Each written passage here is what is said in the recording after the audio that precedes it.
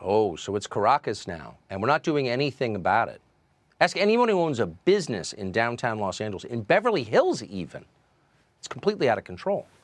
And the reason it is because police aren't punishing people the way they did. In New York City, a man was just busted with 20,000 fentanyl pills in Chelsea, which was a nice neighborhood in New York, and he was released immediately. So this doesn't work. The question is, what does work? One of the smartest people we've talked to on our hour-long Fox Nation show in the last year is a woman called Ginny Burton. She's 50, she's a mother of 3, and for most of her life, she was badly addicted to drugs.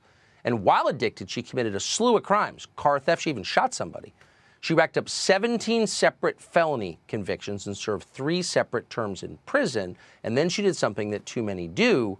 She got total control of her life. She even graduated college. And in the process of that, gained a lot of wisdom. And so it's with great pleasure that we welcome Ginny Burton to the show tonight. Ginny, thanks so much for coming on. So you've seen this from both sides, as a drug-addicted person committing crimes and a clear-thinking person with hard-earned wisdom assessing what's happening to the country. What should we be doing differently, do you think? Well, we need to be incarcerating with intention, Tucker, which, this administration is definitely not addressing any of the necessary components of what's happening in our society right now. They're using a harm reduction approach, not just to drugs, but also to crime, and that's extremely problematic. So you say incarceration with intention. So the idea is if you put someone behind bars, it's cruel. You're really the criminal for wanting to do that. And you're saying, having been in prison 3 separate times, it can be good not just for society, but for the person incarcerated. Is that what you're saying? That's exactly what I'm saying. When we incarcerate with intention, which neither side has done up to this point, but we're seeing a rapid decline in our communities and with humanity in general, and the United States is sort of leading the way with that. We're taking this harm reduction approach everywhere, and what's happening is we're seeing an increase in overdose deaths and a decrease in incarceration. But when we incarcerate with intention, what we would essentially be doing is implementing services during incarceration that actually help people to take control of their own lives. And what this would also do is it would create more of a safety net in the community. People that have been victimized, people that have been impacted by those who are committing crimes, which I want to say that probably I would say upwards of 90+% of people that are in active addiction commit crimes, and those that are committing crimes are also using drugs and alcohol. So these underlying causes would be addressed very intentionally so that we're making sure that we're attacking the problems when we have people separated from the destructive path, if that makes sense.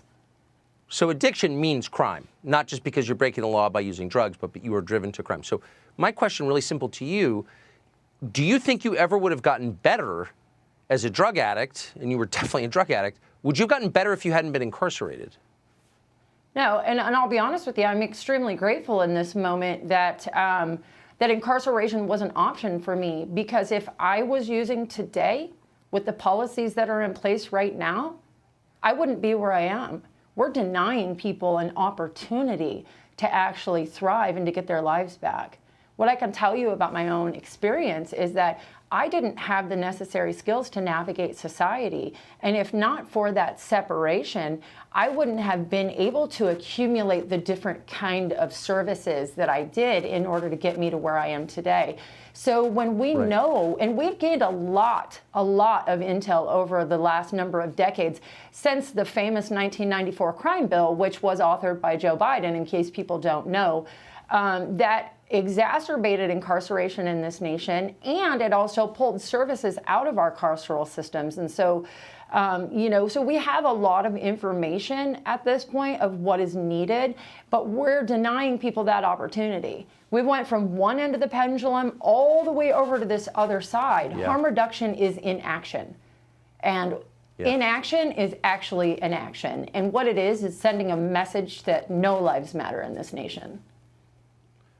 Harm reduction is an action. Inaction says the message that no lives matter. I really hope that people are hearing you and that you get a chance to get your voice out there, because I think it's very necessary. Ginny Burton, thank you very much.